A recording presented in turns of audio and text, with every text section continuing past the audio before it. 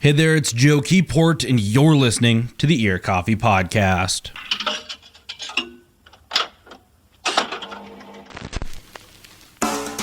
For this week's episode, I talked to Luke Hendricks of the New Jersey punk act Teenage Halloween about the band's fantastic new self-titled record. Released in September of this year, Hendricks says this record is about mental health and queer struggles. During the conversation, we discussed the band's beginnings, their growth, and a not-so-brief aside to talk about gear. It's Luke Hendricks of Teenage Halloween on the Ear Coffee Podcast.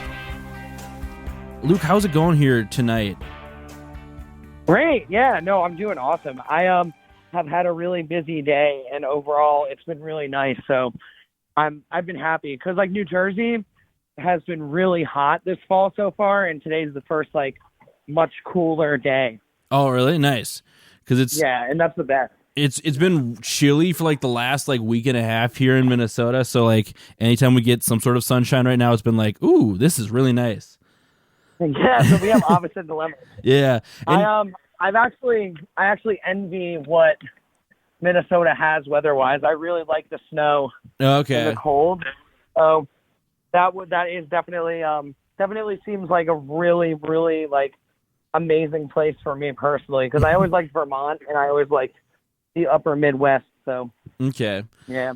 You said your day you've had a busy day. Is it like a good busy kind of day, or like one of those like you're just constantly going? I'm good busy. Okay. I was like sending out cassettes today, like answering Bandcamp orders, and then I was doing a bunch of emailing, and then I was recording some stuff because I'm doing a comp, and I was recording a cover, and that's about it. Yeah, I was just kind of just like on the go today, but it felt really productive. And it's like, oh no, and it's nice out, so I have no complaints. No complaints. Well, let's get into it. I always want to know how people got into making music, just because I feel like everybody, or at least a lot of people, have played an instrument at some point in their life, but there's like that select few groups of people who decide to like get out of the bedroom and into kind of like making music and playing in bands and stuff like that. So take me through kind of your history with music and through kind of today. With music, I actually started when I was really young, like 11 or 12, with playing guitar. And throughout high school, I was in like just local punk bands that weren't very good. And we just like kept going, and I learned a lot of music through going to like guitar lessons, but also a lot of my musical knowledge has been gained just with playing with other people. And throughout like my youth, I was fortunate enough to be around a lot of people that started bands that were like, even if they're like weird like metal bands or like weird rock bands, it was still like bands locally, because living in a suburb is always like weird gray area for if there's a music thing or not, and we have one near us. So I kind of just like gained all the musical knowledge that I have, though it is limited, through just playing a lot of music with friends throughout like high school. Okay. How quickly from like learning how to play your instrument to were you hopping into playing shows? I would say hopping into playing shows took longer, because that we kind of like, we didn't really have a lot of friends in the scene at the time. So we were kind of making our own scene. And I would say that maybe like, because I started playing when I was 11 or 12. I think my first show I ever played was when I was like 15 years old or 16 in like in a club in Asbury Park. And I also like did a talent show once before that. So that's about it. Gotcha. So then when did Teenage Halloween form officially? Because I thought I saw somewhere that the band has been around for like 5 or 6 years at this point. Yeah. We formed in 2014. I was about 16 or 17.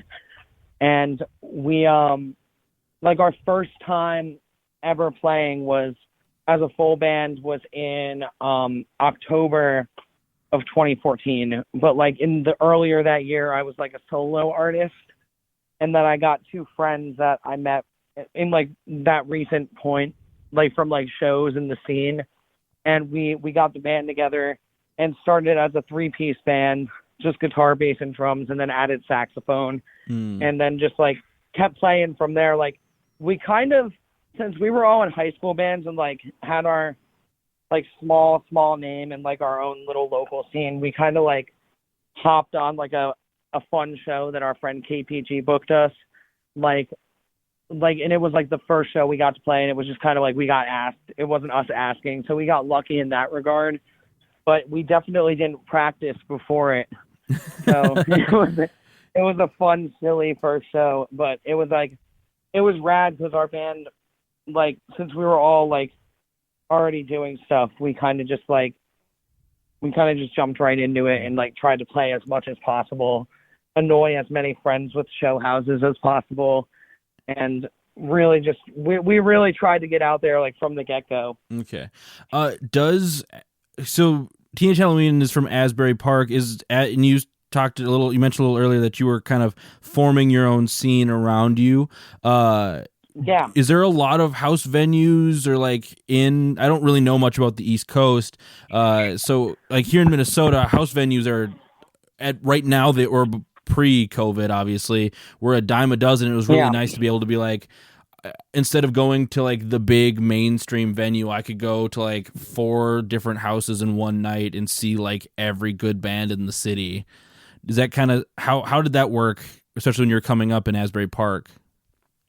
I would say that we had limited house venues. We actually were like, when we were really young, we always called random places and asked if we could have shows. And like the one person out of like 30 that bit, we would have like a one-time show there, try and like have like little shows in different places because that we didn't have a lot. We were all really young, so our scene is mostly a bar scene. So the reason that we had to like start our own thing when we were younger was because that we had nowhere to play. So the after maybe like a couple months of being a band, we ended up breaking a lot more into the New Brunswick scene, which is like 40 minutes above us, and that's like all house venues. There's like 10 to 15 houses a semester. It's gone down since like 2014 for sure because DIY sometimes gets like scattered, but it's definitely like the part of New Jersey with the most thriving scene yet. And we were lucky to break into that scene because that gave us more of an idea of like DIY scenes that are already established instead of like just thinking that everything we think and do is right and like is like beneficial to the community. So like going into another scene was like definitely the most important passage for us. Okay. When Teenage Halloween formed, were you just like a 4-piece? I know you mentioned you had some horns. I feel like I read or listened to somewhere that the band was up to almost 12 members at one point. Yeah. We actually had we actually had up to 12 members at one point, and it was like it was like crazy. We did a tour to Pooza Fest in Canada one time, and that was a 11-piece tour, and it was like 3 days.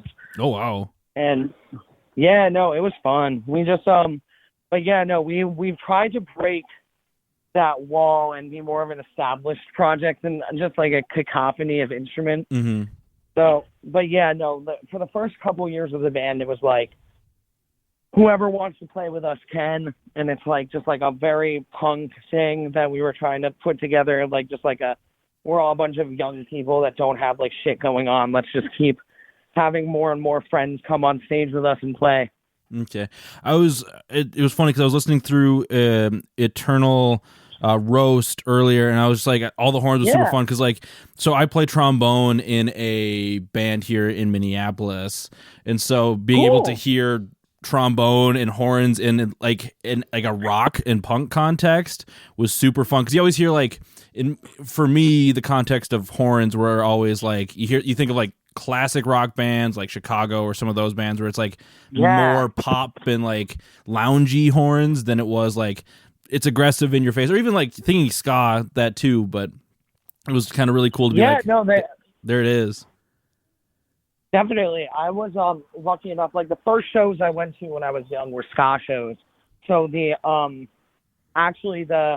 the thing that made me really excited about having horns in the band was the intensity that I used to see horns go in like a live setting. And that was my absolute favorite thing. Like I just, I loved how horns sounded in punk bands, and it was pretty much normalized to me since I was young. So like there was a lot of people that I met when I was first playing that were like not used to a band like that. And since I was going to ska shows when I was young, I was just like, oh, this is like the norm. So I kind of just jumped into it like pretty blindsided, because that was like the first punk scene I was part of when I was seeing horns all the time. Gotcha. Outside of Teenage Halloween, you play in a couple of other bands, Kissies, and then is it Magic Grelin? Is how you pronounce that? Magic Grelin. Grelin. Sorry, I knew I was going to pronounce the R-E, but are you the primary songwriter in all three of those bands? I'm only the I play in all those bands. I'm definitely not the primary songwriter. Pretty much in any of the bands, actually, because like Teenage Halloween, I just write the lyrics and the chords, but everyone else does their own thing. Okay. And it's very, very, it's different than it was for Eternal Roast. It was a little more composed by me at that point, and like Eli and Hakeem. But now it's like the whole band composes everything together and stuff. Like this new record has been like completely like around the group. And but yeah, for Kissies and Magic Grelin, it's also collaborative. I was at first definitely like the primary songwriter of Teenage Halloween, but that needed to change. And in all the other bands that I was in, like I just like working with people more than being like just a controlling figure. Like we all try very hard to do it together. Gotcha. Because I was wondering, with being in so many bands, especially since Magic Grelin and Teenage Halloween have more similarities, obviously, than Kissies. I was wondering how you differentiate. Do you write lyrics for both? Are you the main lyricist then for both Magic Grelin and Teenage Halloween, or how does that work? I would say I'm the main lyricist for Teenage Halloween, but for Magic Grelin, it's more like we kind of like all view lyrics in our group chat and like talk about them and stuff, like talk about like the things we're gonna tackle stuff and like content to tackle upon and stuff. And like with Magic Grelin, it's like a 3-songwriter band where it's like 3 different people bringing songs to the table and lyrics. So that the Teenage Halloween has more like anthemic and like theatrical vibe, while Magic Grelin is more of like a straightforward 4-piece rock and roll band. Okay. Gotcha. Yeah. With Teenage Halloween, it's like more, we try and like orchestrate things more and make it more of like a show too. And then for, like with all the instruments having their own space and stuff. And with Magic Grelin, it's more of just like just straightforward, like punk, like, and like, it's definitely, I like that band because it's like Guy and Justin, who both also sing in Magic Grelin, are like in some of my favorite local bands. So we all kind of like got together and like made just kind of like, we jokingly call it like a DIY super group in our town. It's like, but yeah, it's kind of like that. We all have other bands that we do and tour with. That's and sick. Then Magic Grelin's kind of like our local band. Okay, so I was wondering how you would potentially compartmentalize which songs are meant for like Teenage Halloween and which songs go other places, but it doesn't sound like you really have to worry that much about it since you've worked so collaboratively with those other bands plus Teenage Halloween. Sometimes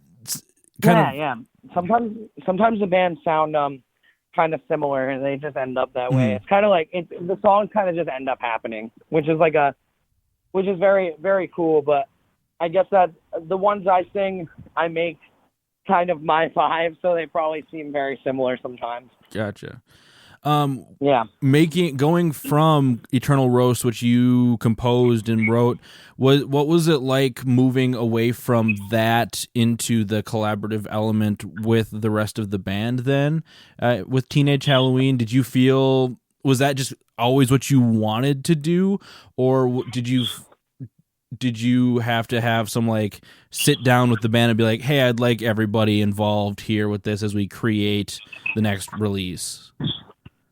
Oh no, we actually as a band have been very hardcore trying to we as a band have been very hardcore trying to like just keep like write a lot differently and just like try and just evolve as a band, and the only way to evolve as a band is to work together.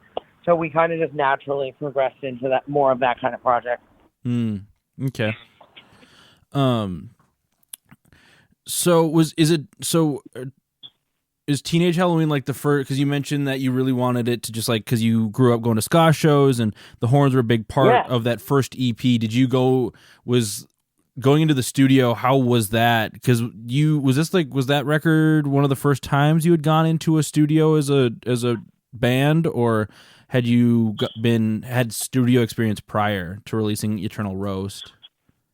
I would say that we had a demo that we made, and then we had like only like 2 horns on it. They were kind of in your face, but for Eternal Roast, we definitely planned to make that the most like in your face horn record, where it was like more of like definitely more of a horn based thing. Because there was one point where we had like an ensemble horn group where it was like trombone, trumpet, and saxophone, and our trombone player also played flute, so it was like just like this wild horn section thing going on. And then for the next record, because that the like trombone player got like a real job, and our trumpet player moved away and went to college, we just had the saxophone, so it kind of just evolved into like a lot more harmonious than just like a horn band.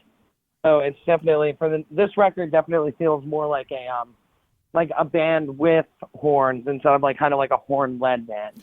Gotcha. Because I was wondering why. Because if you jump from Eternal Roast right into the self-titled, one thing that'll catch you right away, especially with those first 3 or 4 songs, is how like ferocious the record is sonically right off the bat. It's definitely, as you just said, it's no longer a horn-led band; it's a band with horns. So, was it primarily when you went into coming into this record, were you looking to make something more stripped down and bare bones, or? I know you mentioned that you lost a couple players here and there due to having to get jobs proper, but. I would say that the whole entire production came very naturally, just with like happenings in life and stuff. Like I feel like with like lineup changes and stuff, it's always like a weird thing to gauge. And I feel like we definitely were able to make do with it, especially with like writing songs, because that we kept trying to we kept trying to just make do with what we had in front of us. And the fact that And I think the fact that we just kept like practicing and playing together and like just kind of like slowly figuring out what we were gonna do is what made the most recent record feel like kind of like, on top of it being like collaborative, as I said earlier, I definitely feel like it also showed like how as a group we can like solve problems and go through like these like kind of like unsure times. And it feels very good to have this out finally, because it feels like a strong like rise above where we were at. And like it feels like we were finally able to make something again that we're proud of. And the thing that's been like the best is the fact that we can now like assess this record and do even better on the next one. Yeah, I feel like, again, I was listening to a bunch of interviews that you had done previously and trying to read every bit of information I can. And oh, that's awesome. I feel like it was, you mentioned somewhere that Teenage Halloween and this record was maybe one of the first times you were able to like listen back to your music with like a sense of pride beyond the like, as a creator, it's always weird to listen back to something you've made and been like, oh, like it like kind of invokes that like kind of crawlies in the skin, because you're like, I did that, like it's cool, but like I still did that, and it felt like you were talking, and it did this record and this band doesn't do that for you as much.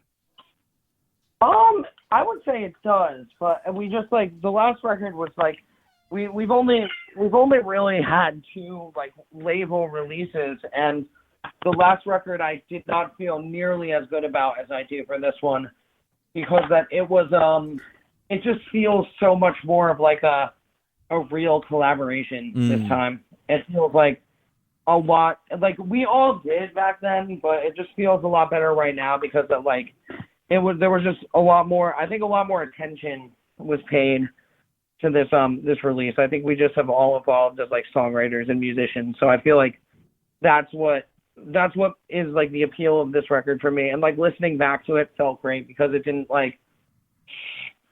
feel like I was like just like putting something out like really fast. Like it was not rushed at all.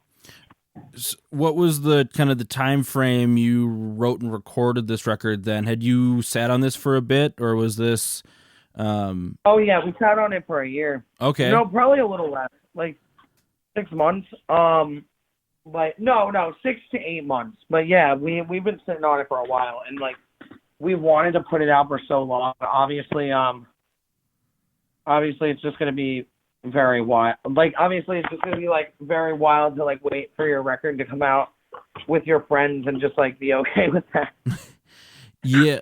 I was wondering what it's like to put out a record right now, just because like you don't usually you put out your record and then you do all of like the hype you can do with playing shows and stuff like that. And unfortunately, due to the pandemic, nobody can do that right now. Definitely. Yeah. I think that like as a band working really hard with still like advocating for social justice, we definitely had a hard time, especially with like trying to gauge what to do with this pandemic, what to do with the BLM uprising being definitely to the forefront over like musicians releasing records, because that felt the most like that feels much more important than just music. It definitely like has made putting this out more interesting, but we for sure would have had a lot more going on for this thing if we were if like this wasn't like COVID America. Also, we had to push it a couple times, like pressing plants like being late with like release. We did. I would say we did the best we could with like the release like platform, especially as like a really small band, and like we would have probably been on a super duper long tour and stuff right now, and it actually was very good to just I don't know, it was very good to sit back and like assess this record now, so when we go into the next one, it's going to be a lot more thought out even than this. And we felt like this was very thought out, but like the fact that we got to sit during a release and just see how it's done has taught us a whole lot. And like we weren't out and about playing shows, so we've been able to like see everything happen. Okay. Yeah, it's an interesting way to be able to do that, because usually you put out the record, you're on tour, you don't get a chance to like, you maybe get to check in every now and again, see if like something was written about it or if someone talking about it, and then we're at our phones all day every day. Yeah. I wanted to talk about the record a little bit, just because like listening to it, it evokes a lot of feelings of being exhausted and trying to grasp on to something and maybe like come to terms with something. So I really wanted to talk about writing this record. And obviously I don't want you to feel too pressured to dig in too deep, because like reading through the liner notes, I don't know if you wrote it or if someone else wrote it, but like these songs deal with mental health and queer struggles, and stand by your friends that are hurting, and harm reduction is the key to safety. So can you talk to me about like that place you were coming from a little bit when writing some of these songs? Yeah. I mean, in the liner notes, I wrote that because I was heavily struggling with addiction and mental health for a while, and the fact that I had any sense of community around me is why I'm still alive. And I wanted to kind of just state that if we can reduce the harm that we're all going through on a daily basis by being there for each other and being like open with each other, we will all be able to live a safer and more like liberated existence. Because one thing that I've seriously gotten out of like seeing the news, like going through like quarantine and stuff, is that the most punk and anti-capitalist and anarchist and radical thing that you can do as a person is free yourself from your demons instead of relying on like someone else. And if we all do that as a group, we can definitely create a better society. Like if we can all just like keep an open door for each other, but not rely on each other, but like be an open, like keep open communication and stuff as a community. I don't know. This record has a lot of emotions in it. I wrote it in a really not good place in my life, and the next record is written in a better place in my life, but because I'm already writing the next record. Okay. But yeah, this one came from a place of like, what the hell am I gonna do? I just I figured out a lot of shit and now I have to start over. And the fact that there are other queer people I can talk to is something that I feel lucky that I have, and I hope other people can create networks like that for themselves. Gotcha.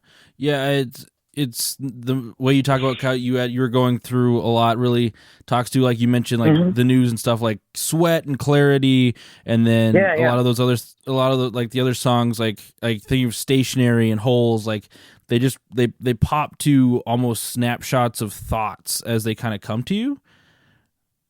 Yeah, I would say that. Yeah, definitely. I would think about something. I'd be upset about something.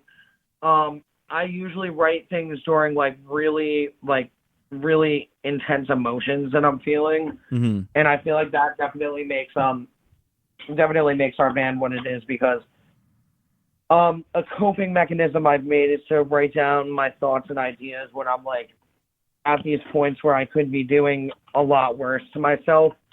And yeah, no, I kind of conglomerate a lot of those thoughts that I put in like my phone notes and stuff, and I turn them into songs.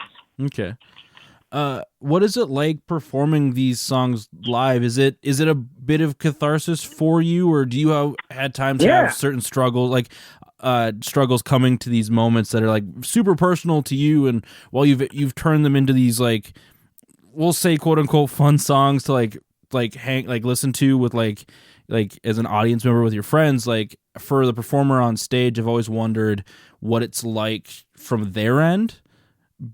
Yeah. I would say that it definitely is cathartic for me, and I do feel bad sometimes, but I try and make the way that I go about playing in this band just rock as hard as I can, and try not to think about the emotions in the song and think about like the moment itself. Like I like to have the idea in front of me that like I'm past what I'm dealing with, and now I'm like trying to just share it. Like I'm trying to like I try and make it feel like it's like I'm moving past it by performing. Yeah, it's almost like the song is no longer like the content is yours, but it's no longer yours at that point. You've kind of passed it along kind of to the public at large. Yeah. It feels that way for sure. We're working very hard on making songs that are like relatable but fun, and the goal for sure is to create like an environment with our band where like people can like kind of hear a song and be like, oh, I feel that way kind of too. You worked with Evan Bernard on this record, which I keep referencing back to things I've heard or read, but you've referred to Evan as your producer of sorts, and I know, or at least you've worked with Evan on Magical Grelin, the last Magic Grelin release. What about working with Evan kind of keeps you coming back for projects? Evan just knows how I think. me and Evan will be playing on records and like recording and stuff, and it just very naturally comes, and like working with him feels good because it's like, okay, I'm working with one of my close friends that also has great tones on his records, makes a lot of his bands that he records sound great, and I can like throw ideas back and forth with him, and he helps me finish the songs. Mm. Yeah, no, it's great because we're able to like flesh them out like even more with Evan, because Evan's played in the band a little bit too, like has filled in and like played shows with us too. So like he knows exactly how I write. We just have like such an understanding. Yeah, it's super nice to have that in, because he played a couple of parts on the record, right? Yeah, he played guitar on Summer Money, Okay. and he played tambourine on the other song. Nice. The saxophone on the record was run through a pedal board, wasn't it? Yeah. Hakeem's sax is fully through a pedal board with like delay and like reverb, and Evan threw like post-production effects on it too. Like we tried to make the sax sound like a sax, but also have like that guitar punch to it too. Okay. Like we really wanted to make like Hakeem sax playing on top of being like jazzy and great, like also feel very rockin', like another string and stuff. Gotcha. I was wondering where that idea came from, because it's always interesting when non-traditional like instrument or traditional instruments are used in a non-traditional way, like running through is like effects. Yeah. I'm a noise musician too on the side. Like I play noise shows, and I do like I play like a bunch of like pedals through like different instruments, and like I like have like these solo sets where I make like feedback loops and stuff. So I'm all about that. Like I think that, and so is Hakeem, who plays sax for us, also has like noise stuff that they write, and we both always love toying with the idea of like layering effects on things, and like not like trying like doing shoegaze things but not being a shoegaze band, if that makes sense. Yeah. Like trying to have like these punchy big parts but not like being a guitar band. Yeah. I feel like, Yeah. I don't know if I saw it on Twitter, but I saw a picture of your noise pedal board, and I was very jealous as someone who loves pedals, and I was like, oh, there's so many fun toys. Yeah, I actually am a really obsessive bad gear nerd. Like that's like a side thing that I collect and play with gear all the time. Okay. And I have like 30 pedals right now. So I've been like, and like I sell them sometimes so I can buy new ones and stuff like that. And I my noise stuff is like pretty much just also like my gear needs in one project. Like it's like just kind of like flexing gear. What's that? It's fun though. Yeah, what's that piece of like? What's that pedal you're looking for right now? Do you have one? I know everybody's kind of got that like that thing they want in the back of their brain, but it's just out of reach. I would say, I'm actually like, my goal right now is I'm trying to get another bass. Okay. And I've been saving up for it, and I'm like almost there, because I became friends with someone on Facebook Marketplace that's selling a Gibson bass. Okay. And he let me pay him throughout the year random little sums until I made it. Oh, that's sick. So and he's great. Like I don't know him at all. I never met him in person, but he was like, he like gives me updates on it and stuff. And it's like this really funny little situation where I like will send him 20s all the time. Yeah.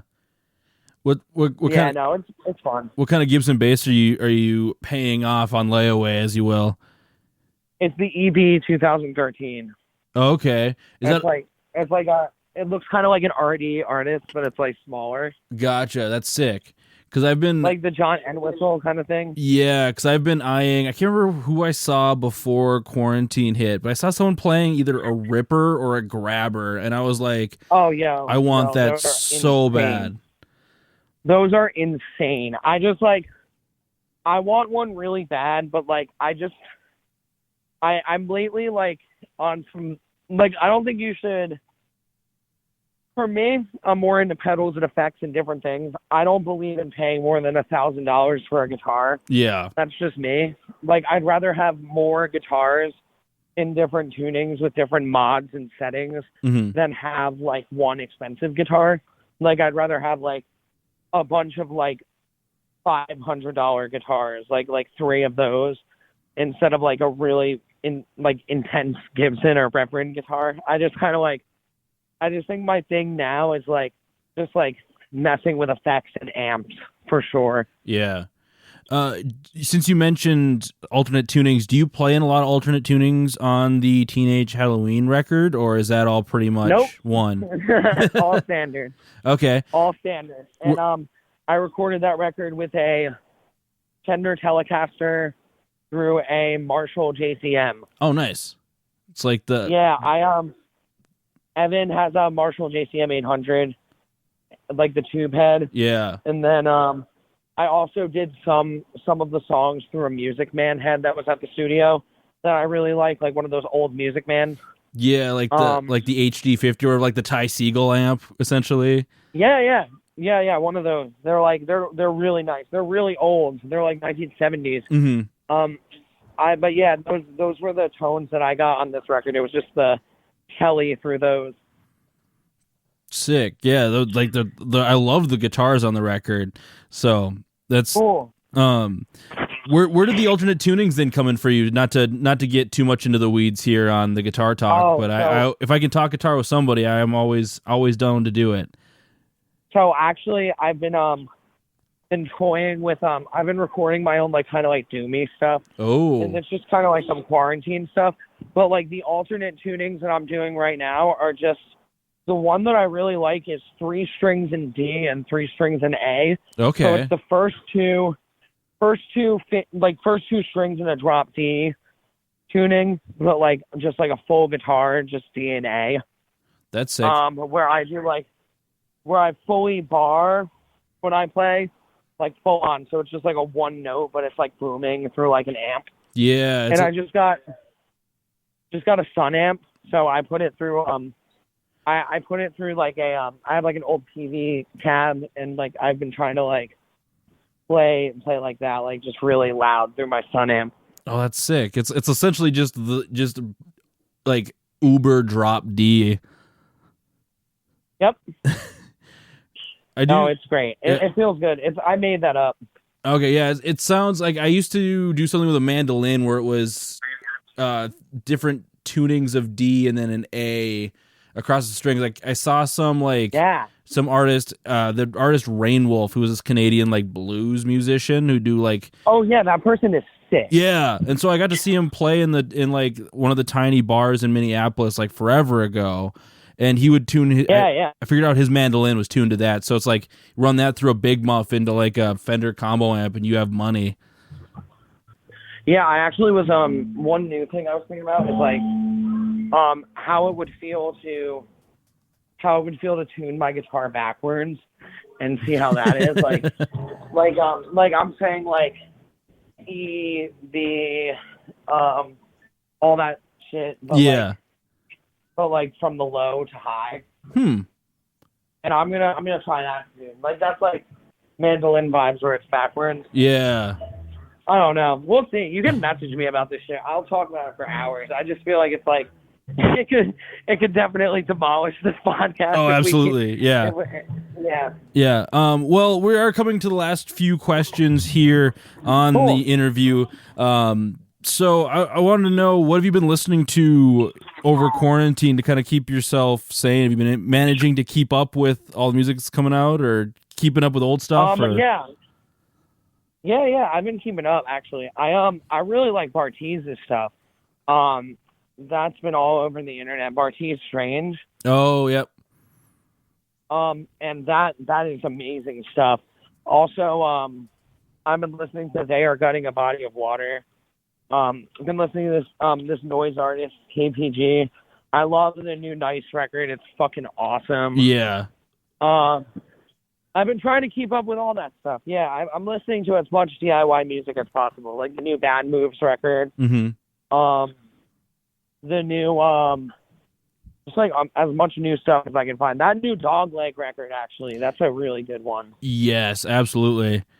I loved loved the music video they did for, is it the one that was Clerks themed with the yeah, that was sick. And then finally here, where can people connect with Teenage Halloween online? Anywhere, all streaming sites. On the only thing that we don't have is a YouTube account. Gotcha. Well, thank you, Luke, so much for taking the time to sit down and talk to me here on this Tuesday evening. Hell yeah, no problem. The Ear Coffee Podcast is a companion to the blog of the same name. If you like this episode, please leave us a rate and review so we can stand out among the other music podcasts. You can follow us at Twitter, Facebook, and Instagram @Ear Coffee. Thank you for listening, and we'll see you next time.